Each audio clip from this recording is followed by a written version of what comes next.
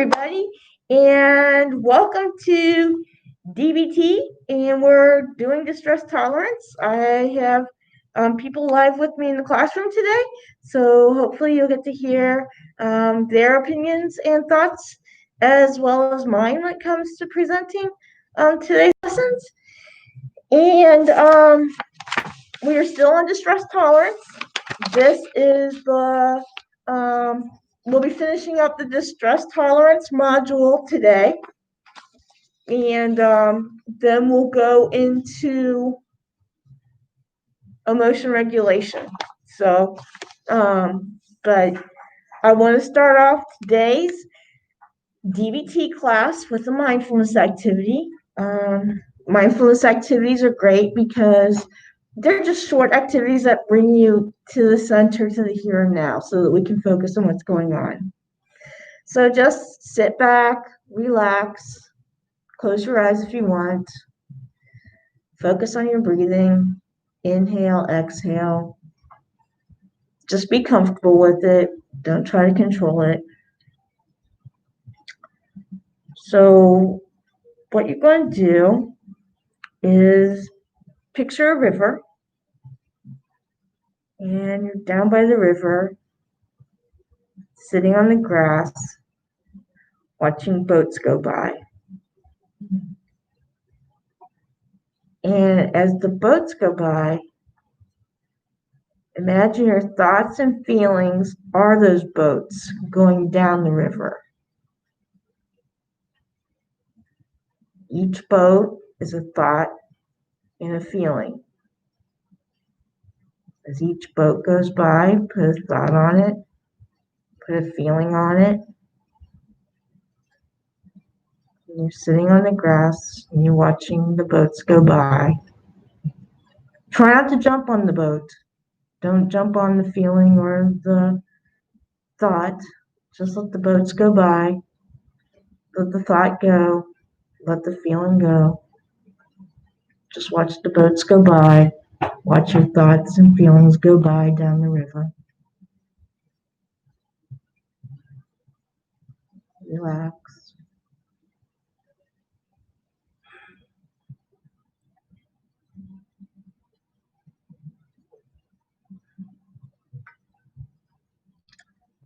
Okay, and open your eyes and come back to the room. I liked today's activity. The thoughts that were going through my head was being judgmental to myself and harsh to myself. I had thoughts, and just let the thought go. Just let it go and don't hold on to it. I was doing it. It might have been the same thought over and over again, but I was putting it on the boat, letting it go, and I kept putting the same thought on the boat. Did you like the exercise, Deb? Yes. No.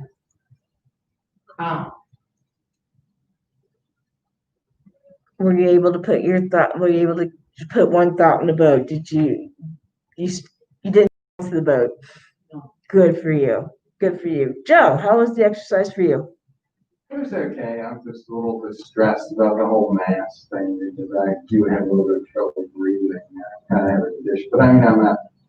But I tried to just let that go in the boat, and I was able to do a little bit. Okay. Yeah, because the important thing is to not jump on the boat, not get caught up in the thought, not get caught up in just let it go by, let your thoughts go by. I like this mindfulness activity because it does center, it does tend to take the extraneous thoughts that are popping through my head and just let them go by. So that's a good mindfulness handout. And the mindfulness activity I used can be found in today's packet. And you'll find it on the last page of the packet. In practicing mindful thoughts by imagining that your mind is. So if you're looking for mindfulness activities to help center yourself, look at that page. the last page, distress tolerance handout 15A, and you can find some visualization techniques to help you. So with that being our mindfulness activity, we are going to talk about willingness. So distress. Oh, and I have the packet that we're using today. I got the link posted up on top. And so if you click on that link, you'll be able to get to the documents we are going over today in distress tolerance. And the first thing we're going to be talking about today is willingness. So let me write that on the board. Willingness.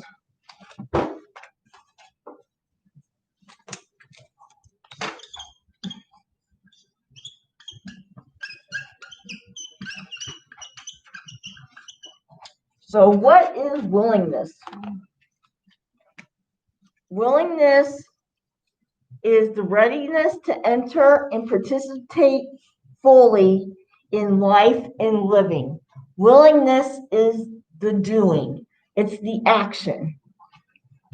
So if we go on the sheet, find a willing response to each situation. Willingness is doing just what is needed in each situation, wholeheartedly without dragging your feet. Willingness is listening very carefully to your wise mind and then acting from your wise mind. Willingness is acting with awareness that you're connected to the universe, to the stars, people you like and don't like, the floor, etc. Mm-hmm. So willingness is being aware of what's going on around you. It is doing only what is needed for the situation. It's not overachieving. It's not sitting on our hands and doing nothing.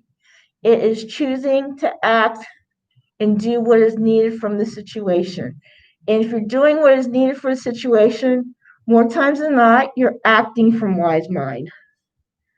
So you're listening to your wise mind and you're acting from your wise mind. So that's what willingness is. It's doing just what is needed.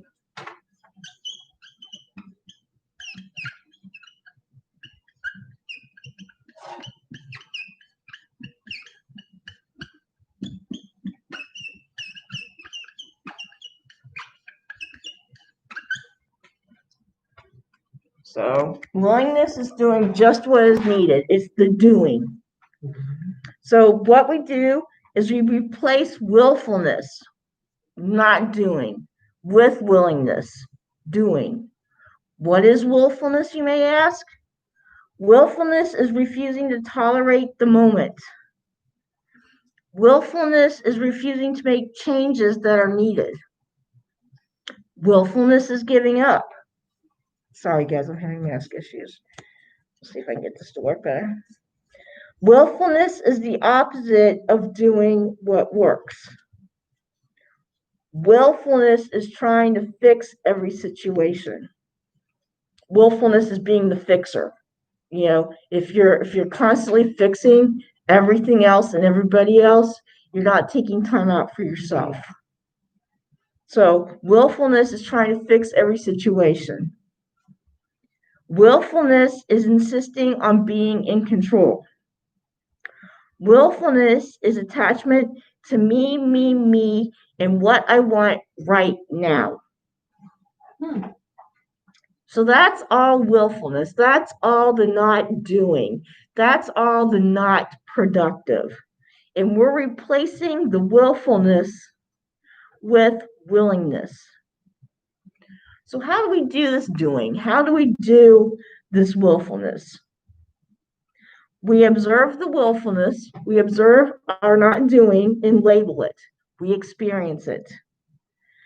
We radically accept, the second step is we radically accept that this moment you feel and may be acting willful. You cannot fight willfulness with willfulness. So if you see you're not doing something, you're not going to fight it by not doing something. The only way to defeat willfulness is with willingness. Step 3, turn your mind towards acceptance and willingness. By turning your mind towards acceptance, you're choosing not to suffer.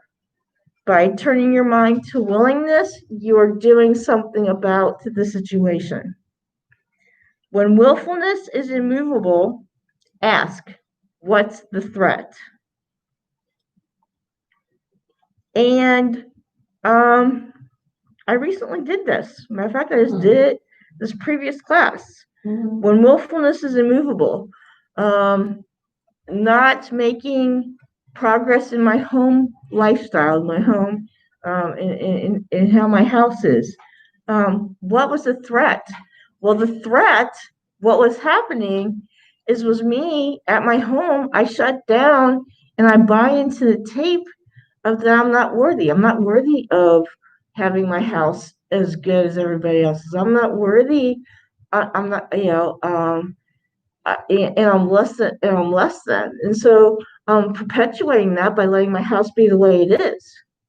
So the threat was me listening to these negative tapes, and if I wouldn't have done my mindfulness activity today in class, I wouldn't have figured that out. So what was the threat? What was preventing me from doing it? I had to sit with it. I had to take myself through mindfulness exercise to get there. And it might not have came yesterday. It might not have came before then, but it came today. I know what I need to do. So step 4, try half smiling and willing posture. We'll be going over half smiling here very shortly. And willing posture, we'll be talking about that in a second. And when willfulness, and we'll do that. So situations where I notice my own willfulness. I notice willfulness in my house. I notice a lack of it's stagnant at home. There is no there's willfulness at home. And I need to change that into a willingness situation. I practice willingness here at the recovery center a lot. I do what is needed to meet the situation. I feel when somebody asks me to do something, I feel confident that I'll be able to meet the demand. Joe, what are situations where you notice willfulness or willingness in your life? Well, this whole thing, well, part of it is because I talked to my sister who's a nurse, and she told me what she thought was actually going on with it, and I just thought, well, this is ridiculous. We have to do what we're doing, and when something doesn't make sense, it's really hard, and then I have to gauge whether or not it's worth doing what I'm supposed to do, like wear a mask or whatever. That's where my willfulness comes in, but there's also, I'm aware that something doesn't make sense, but I'm forced to do it anyway.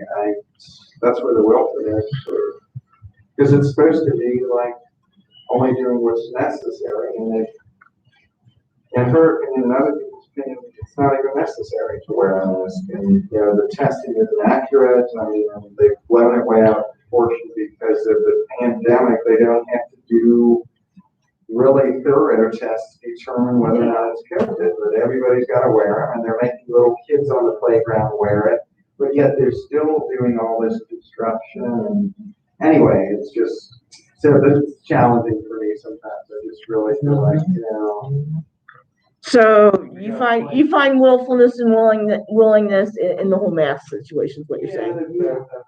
Okay.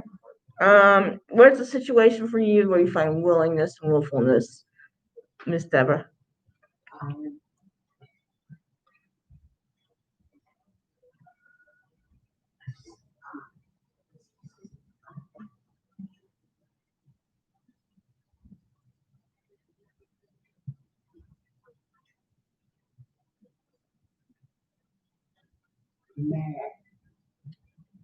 When you're mad, and you, I'm assuming willfulness would be letting the anger fester. and willfulness is being constructive with it, doing something to be constructive with it.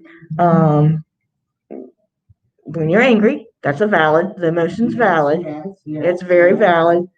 But when you're being willful, you're just sitting with it at this one beginning moment. But when you're being willing with it, you're acknowledging that it has a beginning, a middle, and an end. You're doing what needs to take you through the beginning, middle, and end. So that would be choosing the acceptance of going through the emotion, being constructive with it. So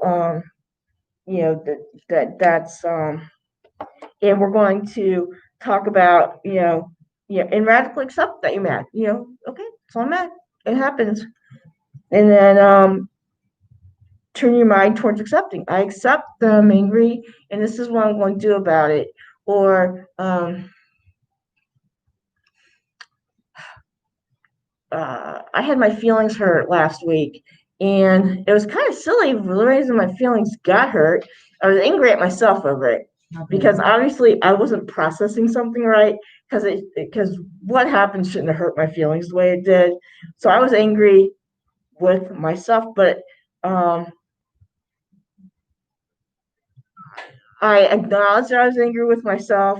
I sat with it. I still don't know what I didn't process right, and that's okay.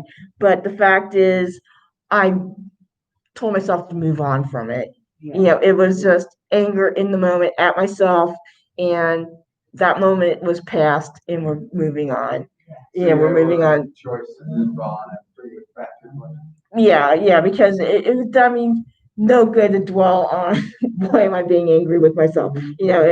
So the willingness to move on versus staying stuck in emotion mind, the willfulness of staying stuck in emotion mind. We're trying to understand why you're angry. It's just right. So acknowledge it. The emotion was valid. It was valid that I was angry with myself. I let it have its beginning, middle, and end, and I moved on with it. I was willing. I let it happen, and I moved on. Willfulness would have been, just staying with it, letting emotion mind take control of me. Right. So if we turn the page, that's willingness. Do I have any questions or comments from you guys about willingness? Yeah, there's some gray areas like what I talked about too. It's kind of like then I have to decide whether I'm willing to just wear a mask out in the class. That's the bottom line. And so well, yeah. And are you willing to do it? And I just don't. I have a low tolerance for BS. Maybe a low stress tolerance because I'm having trouble sleeping and I have trouble with breathing as well sometimes. So it's just kind of like. And then I've heard all this information my sister talked about and somebody else as well. They know about this stuff. And I just feel like, it's just another example where the government is overstepping, I think, and we're supposed to just. I don't know. right. And I hear that you. I shouldn't get into politics and all, but I hear that you said it was the government. But I'm taking the mask as science. Okay. I'm not taking it as government. I'm taking it as science because. Sorry, go ahead. Because if I take it as science, it makes sense to me. As a science, but that's how it. Yeah. That you're how I process it, you process is going to be different. I'm not saying you have to process my way, and you're not saying I have to process your way. But I'm processing it your way too, because there was a doctor from the Center for Disease Control talking about this, early in March or before it was mandatory, and he was saying, no, the masks don't really help at all, and there's been several. Well, and with that, I followed what's current. What's current now is the masking. So I go with what's current because the information evolves and changes as it goes on. Because information we keep learning. So that's It's something to think about. Yeah, I'm not saying I'm right or wrong, but just something to think about. Yeah, You know, what we heard back in February, March. I mean, we're in July now. Let's go and see what we've learned new since then. So just another way to think about it. I appreciate that. I just, yeah, gotcha. So, I heard you. You should, and I know what they said, because I know it was confusing as all get out. And, And even the World Health Organization Oh, yeah. just like, Yeah. saying it doesn't really help at all. I mean, Right. But that's where I'm coming from. Okay. But anyway, I get what you're saying. Okay. So the next thing we're going to go to is the stress tolerance handout 14. And turn the page. And it talks about half smiling and willing hands. So what is half smiling? Now, excuse me, guys, but I am going to take my mask off so I can demonstrate to the people out there. I'll put it back on. But half smiling. First, let me read what half smiling is. Then I'll take it off real quick to show you what a half smile looks like. So half smiling. Accepting reality with your body. So our body is a very, very sensitive, and it changes. The messages we send ourselves internally change as our posture changes, as our body movements change, as our tone changes. So half smiling is something that can affect your body chemistry, what's going through you, and change how you're feeling. So in half smiling, you relax your face from the top of your head down to your chin and jaw. Let go of each facial muscle, the forehead, eyes, brows, cheeks, mouth, tongue, teeth slightly apart. If you have difficulty, try tensing your facial muscles and then letting them go. A tense smile is a grin. It might tell your brain you're hiding or masking your real feelings. So a grin doesn't always equal happiness. You can be masking how you feel behind that grin. Especially if you're on a fake it till you make it kind of day. Half smiling, the second step. Let both corners of your lips go up slightly just so you can feel them. It's not necessary for others to see it. So when you do the half smile, it's more or less you feeling the corners of your mouth go up. It's not necessarily that you see it, but it's that you feel it. Okay? It's hard to tell if it's the top of my mouth or the bottom. Yeah, but you just kind of turn up your lips just a little bit. It's not, like I said, and a half smile is slightly upturned lips with relaxed face. Try to adopt a serene facial expression. Remember, your face communicates to your brain, your body connects to your mind. So, okay, guys, I'm going to cheat real quick and take my mask off. Sorry. Okay, so when I half smile, relax my face, tense it up, relax. Just a very small upturn of the lip, upturn my lips. It's my half smile. And when I half smile, it changes my body chemistry on the inside immediately. I immediately feel more relaxed. And I ask you guys, get my mask back on. I ask you guys to give it a try right now to practice. Scrunch up your face real tight. Just scrunch it up, scrunch it up. Big breath. Relax. Relax your face. Now put on the half smile. Just put and listen to what your body's telling you when you do that. Do you feel how it changed your body response? Okay. In case you don't feel it with the half smile, let's try this. All right. Here's how your body talks to you. Let's just slouch in our chairs. Bad posture. Go for it, guys. Just go for the bad posture. All right. Now, go for the good posture. Deep breath. Listen to your body and feel the difference between your slouched position and your good posture. My body is more positive. It's more open to response. Did you guys feel the difference from slouched to good posture. I feel the difference, but I'm not sure if one is better than the other. I like the slouching because it feels more. The slouching might be comfortable, but if you want to be more alert, more I definitely feel that one. yeah, so to be more alert, to be more in a good posture, you're being a good listener if you have good posture. Your listening skills are going to be better because you're more alert. Good posture, if you're in a classroom situation, you're more alert to take in the information that's going on. So, good posture, so the half smiling and good posture, just changes your body chemistry immediately. So that's about half smiling, and doing a little bit about body posture there. So willing hands. What are willing hands? So in the box, it does it standing, sitting, and lying down. Since we're sitting, place your hands on your lap or your sides. With your hands unclenched, turn your hands outwards with your palms up and fingers relaxed. Now that's the willing hands position. Feel how that feels. Now clench up your fist real quick. Clench up your fist. Feel how that feels. Now open your hands and relax. And put yourself in the willing hands position. And feel how your body immediately opens up and is more receptive. So practicing willing hands, it just puts you in a better space, in a better frame of mind. And you can do the willing hands standing.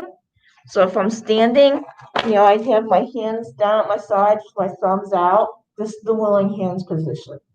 Versus having them clenched or at my sides or like this. No. Put it in the willing hands position. Like this. Open. Having your foot on the ground. But open yourself to willing hands. Yeah. Open yourself to the willing hands. So, when we're like this, we're closing ourselves off. When we're fist clenched, we're tight, we're closed, we're narrow. Yeah. So, I'm just thinking of Pee-wee so that's willing hands. Do you guys have anything to say about half smiling or willing hands? You should watch Pee-wee Herman doing the tequila dance on top of the bar. What? Yeah, in one of his movies. Anyway, it's kind of semi-related because they're all really tense, wanting to bust him up because he tells them to shut up because he can't hear him on his cell phone in the bar. But he's dressed kind of not a little bit strange, and they're all in rags and rough and tough looking bikers or whatever, and they were getting ready to smash him, and he's like really scared, but he's like, "You guys shut up!" And then they all are trying to get him, and he makes one last request, and they're like, "What?" And so he's like, puts on some high heels, gets on top of the bar, and they start playing that song Tequila. It's like, it's kind of semi-related. Anyway, thanks for listening. Okay. All right. If you put it together, then you put it together. But that's smiling and willing hands. So give half smiling a try. Now I half smile. This is the truth. Every morning when I get in my car and I look in the rearview mirror, because you start the engine, you gotta look in the rearview mirror because you're backing out of your driveway. I look in the rearview mirror and I half smile. And it's kind of turned into a gratitude thing for me. I half smile. I'm grateful that one, I'm half smiling. I have the ability to take myself to work. I made it through the morning. I got my routine done. So half smile. Half smiling it's just a feel good thing. So give half smile a try. Give willing hands a try. So the stress tolerance handout 14A, practicing half smiling and willing hands. Okay, just like I said, practice half smile when you first wake up in the morning. Hang a branch, any other sign, or even the word smile on the ceiling or wall so that you see it right after when you open your eyes. This sign will serve as your reminder. Use these seconds before you get out of bed or take hold of your breath. Inhale and exhale 3 breaths gently while maintaining a half smile. Follow your breaths, add willing hands to your half smile, or practice willing hands alone. So, make part of your wake up routine half smile or willing hands and see how it changes your morning. You have a hard time getting that blanket off you in the morning? Put yourself in willing hands. Open up yourself. Open up how your body feels. The willing hands are kind of what you do when you're meditating, except you're the other end. Oh yeah, you can do that, but just willing hands, the open, relaxed posture. It will relax your body. It will open your mind up so you can make the decisions instead of your depression making your decisions or warning, infiltrating your mind and making your decisions. So when you first wake up in the morning, half smile and willing hands. Half smile during your free moments. Anywhere you find yourself sitting or standing, or like I said, the first thing I do when I get in my car, I half smile. It's a free moment. I do a half smile. Half smile with willing hands while you're listening to music. Music is freeing. Music grounds us. Music can change our mood, but practice a half smile or willing hands while you're listening to music and see if it makes the experience even that much more for you because you opened up yourself. You opened up your body. Half smile with willing hands when you're irritated.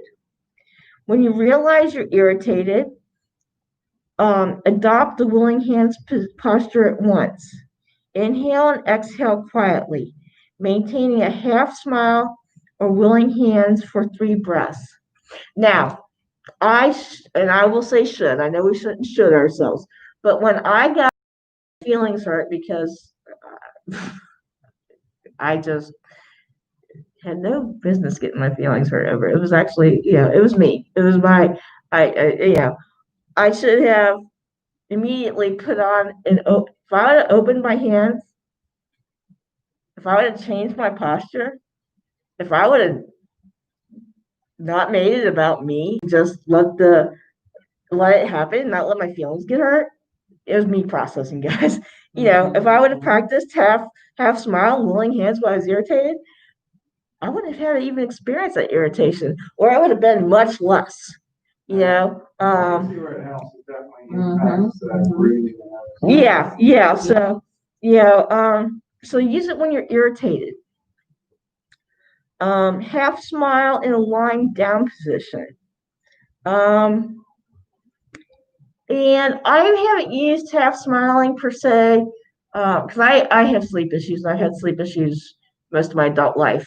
But use half smiling at night to relax yourself. Use it to relax yourself before you start your paired muscle relaxation.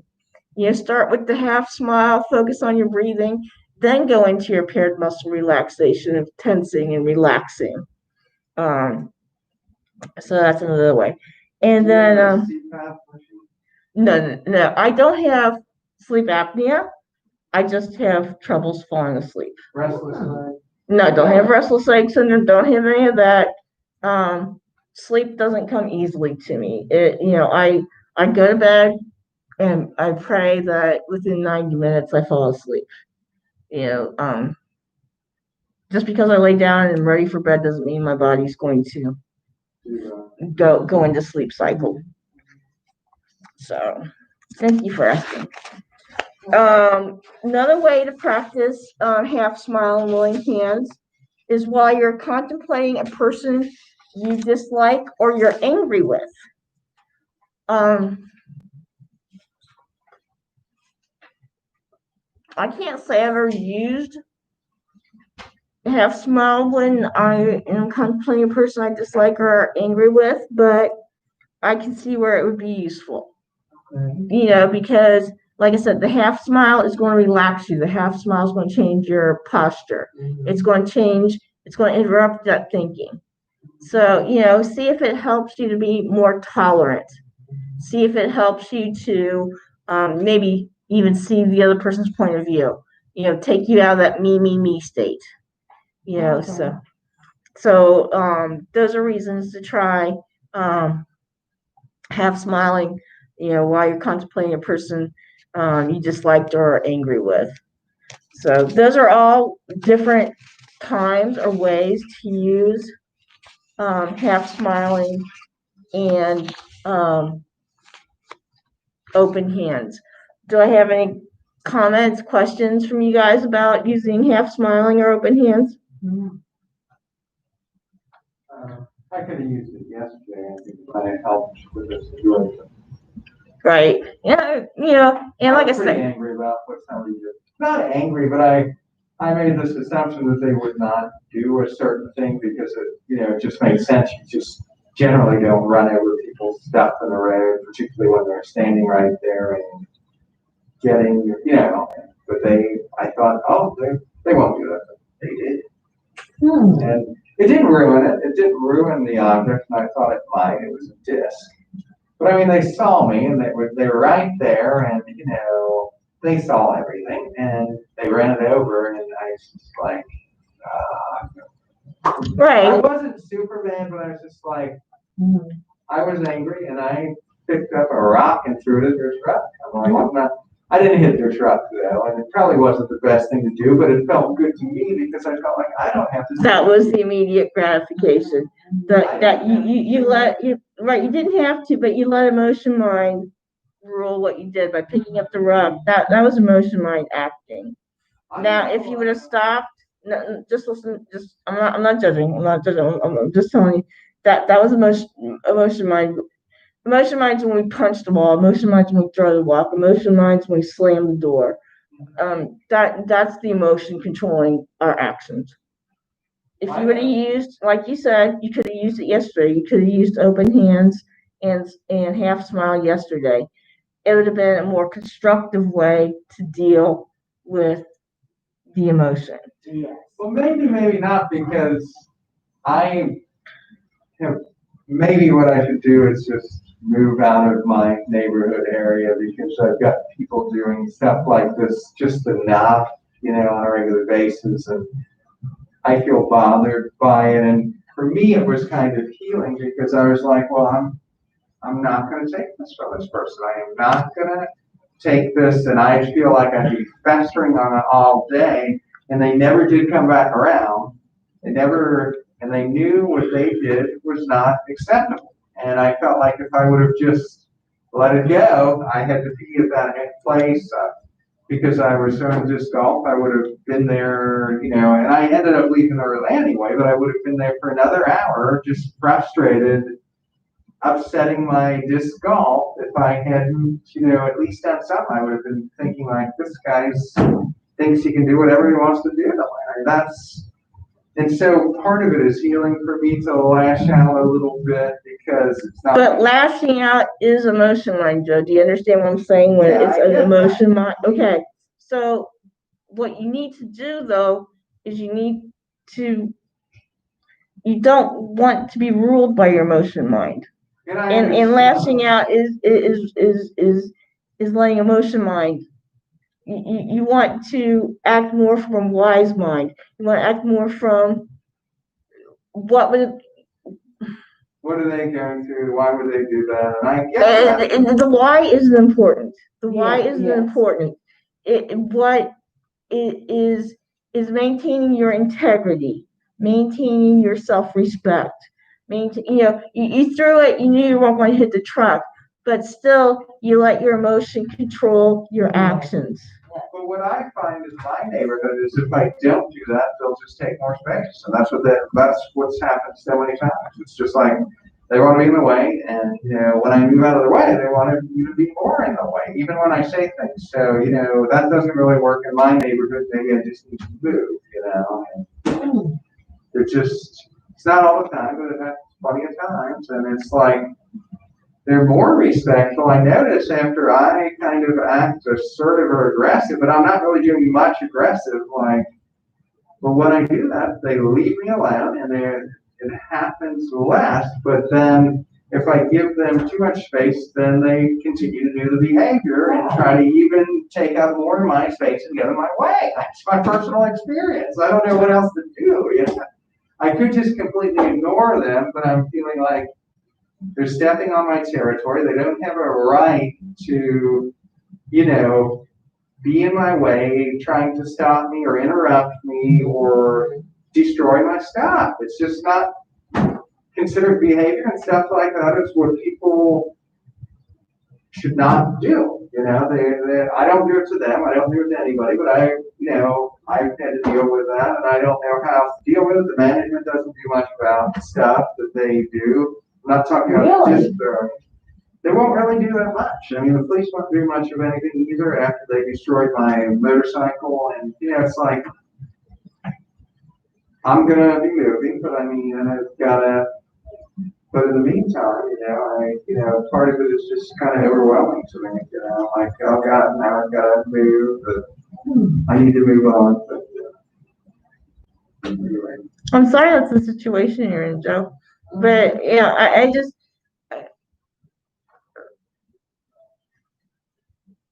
when your actions are controlled from emotion mind, I guess what I'm trying to let you know is you're not acting from your own integrity or values. Yeah. Because emotion mind doesn't consider that. So that's why I'm saying to be more constructive, to keep your own self-integrity intact. Example, I'm angry, I put my fist into my guitar case. What? I would be angry and I would punch my guitar case. And I'm telling you, my fist would hurt because of it, because my guitar case is a hard shell case. Now, was it constructive? Heck to no. Did it release something? Yes. Mm-hmm. But did I stick to my values and integrity by doing that? No. Did it feel good? No. My value and integrity would have been not harming myself. Oh, yeah. My value and integrity would have been dealing with the emotion, recognizing I was angry, and doing something about it. Okay, but that is doing something about it when you did what you did. Now, it may not be the best way. It's not a healthy way to deal with your anger. I'm letting my emotion mind be in control, and it didn't resolve anything. Well, what works for you then? Do you just write stuff down? I will write stuff down. I will yell into a pillow. I will 3 deep breaths. I will, if I'm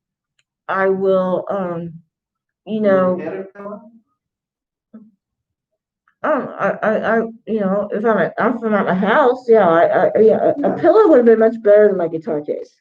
No, I wouldn't have been doing self-harming. But it still is expressing emotional mind when you do that. It really is. I'm not self-harming. You know what I'm saying? Yeah, when I slam that door, I am skewing the pictures on the wall. I am skewing the hinges on the door. I am damaging. That's not constructive. So no, I get what you're saying. But and there is an immediate gratification from that, Joe. I'm not saying there's not. You're absolutely right. There is, but it's not. It doesn't stick with your values and integrity. And emotion mind gives you very short-term gratification, but it's not the long-term what you want from it. Okay. I know, but then a lot of people will exercise when they're like frustrated. I've done that. Exercise is a good way to get out your frustration and anger. Yes. It's helpful for me to really be a pillow with a belt or something, thinking about what happened. That's right for me. Granted, right, because you're not destroying something. You're not, So yeah, there's productive ways and there's unproductive ways. So I don't know how we got into that tangent. Sorry. Mindful. Okay. We're on the new topic. Mindfulness of current thoughts. Um, so this is the last topic of distress tolerance and mindfulness of current thoughts. So what do? You observe your thoughts, and you just observe them. They're just waves coming and going. You're not analyzing them. You're not practicing. You're practicing willingness. You're doing something about it. You're not suppressing the thoughts. You're not denying it. You're not judging your thoughts. You're acknowledging their presence. You're not keeping the thoughts around. You're not keeping the emotion around. You're stepping back and observing the thoughts as they run in and out of your mind. So mindfulness of current thoughts, you just observe them. Just like when we did our mindfulness activity with the boats on the river, we just let each boat be a thought, each boat be a feeling. We just let it go. We just observed the thoughts. We didn't cling to them. We didn't jump on the boat. So the second step of mindfulness of current thoughts is to adopt a curious mind. Ask, where do my thoughts come from? Watch and see. Notice that every thought that comes goes out of your mind. Observe, but do not evaluate your thoughts. Let go of judgments. Let go of the bad, the good, the ugly, the beautiful, the incorrect, the valid, the invalid. You want to discern harmful. You want to discern harmful versus helpful. You want in safe versus unsafe. You want to make sure those are things you're going. That's not judgment. That's your safety and well-being. So, but let go of the good, bad. Remember, you are not your thoughts.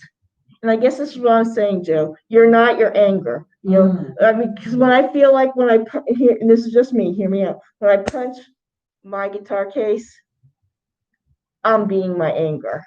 I'm not being Mary. If I was being Mary, I would have said, yes, I'm angry, and I would have dealt with it appropriately. I would have talked to somebody. I would have walked outside and around the building. I would have, so I am not my thoughts or emotions.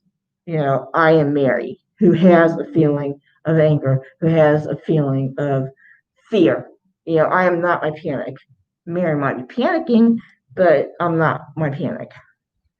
So remember, when you have had very different thoughts, remind yourself that catastrophic thinking is emotion mind. So when you're in emotion mind, that's catastrophic thinking. Remember how you think when you're not feeling such intense suffering and pain. So, you're not your thoughts, you're not your emotions. Don't block or suppress thoughts. Ask, what sensations are these thoughts trying to avoid? Turn your mind to the sensations and then come back to the thought. Repeat several times. So, I'm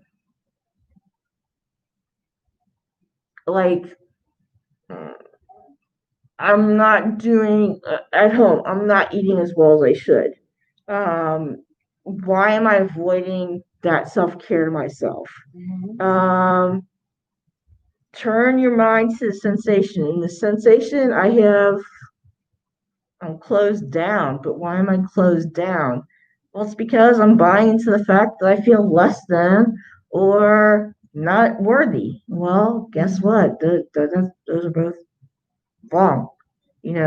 So what sensations are your thoughts trying to avoid? So if I'm blocking or suppressing the thoughts, I'm blocking the fact that I'm buying into the I'm not worthy. I'm blocking the fact that I'm buying into the I'm less than.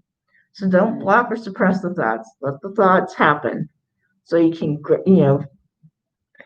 Step back, allow your thoughts to come and go as you observe your breath, just like we were letting our thoughts go as each boat.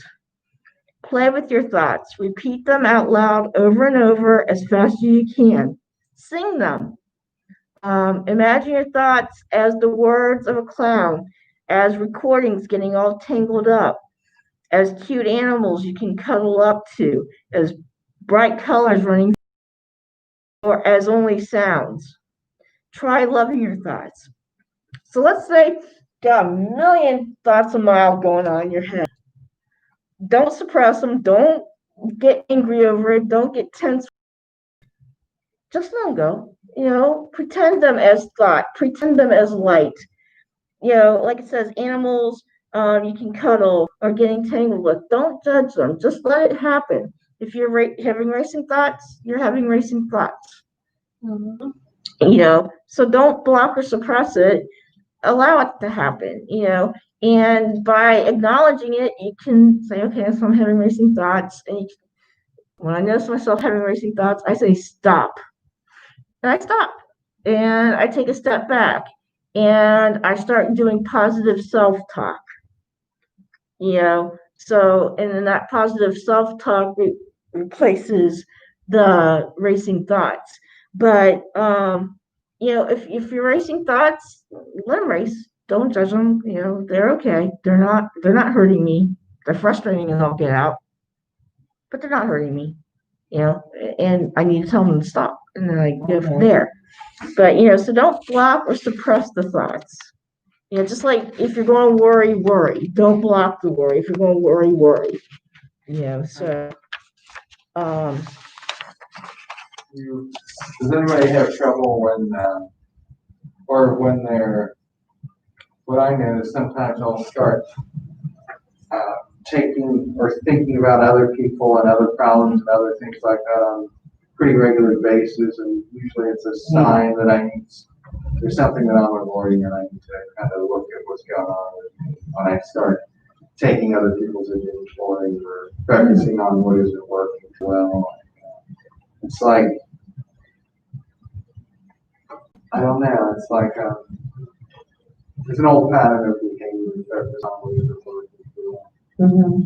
So, when we're talking about, okay, that what you're saying, you're talking about willingness.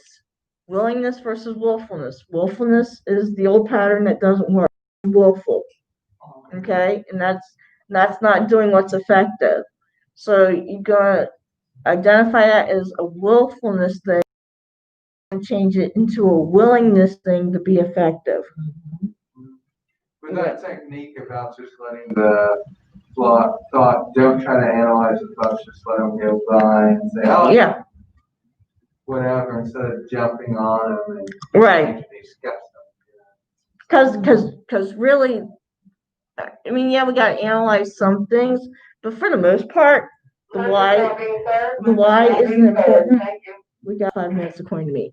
The why isn't what's important, but yeah. No, you're right. The why could be important, maybe, but Analyzing isn't bad, but don't hyper focus on it. Yeah. Just like when I feel pain or something, pain. You feel pain. Pain means you need to take care of something. Yeah.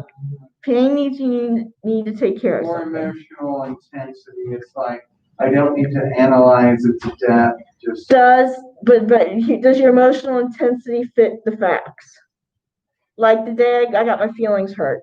Did my feelings getting hurt match the facts of the event that happened? No. The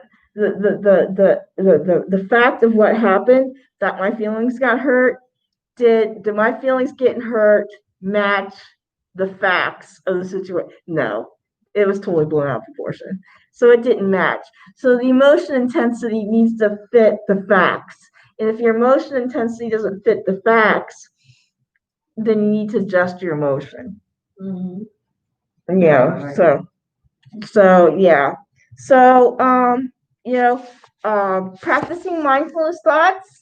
It's a 2-page handout, and Like I said, we did a mindfulness activity using this page. So it's different ways to be mindful of your thoughts and to let them go and to not obsess on them, control over them. My challenge for you is to practice willingness, practice half smile, practice willing hands, and to be mindful. I'm sorry, guys, my mask is all over the place. And to be mindful of your thoughts and to not dwell on them and to not overanalyze. Just let it go. And I hope this concludes the DBT module. I thank you all for being here with me, and thank you. You're welcome. Thank you.